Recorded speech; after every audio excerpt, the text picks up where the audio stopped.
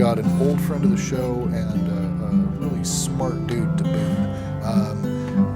Whenever I have him on, we just kind of go freeform, so I have no idea what the show is going to be about. But it's always good to have him on. I want to introduce Mr. Atelston Fitzgerald Holder the First. Thank you, Fred. Welcome, sir, and yeah, man, thanks for coming down and rapping with me today. Thank you. I'm flabbergasted beyond comprehension. I'm excited, actually.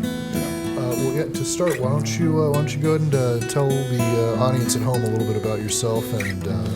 Well, I'm like I'm a research scientist slash entertainer. I studied a lot of different. I study a lot of different areas, academic areas, primarily cross-disciplinary, multidisciplinary, transdisciplinary, and interdisciplinary areas. Basically, all that means is taking multiple disciplines into consideration. It may be a situation where mutually exclusive disciplines converge,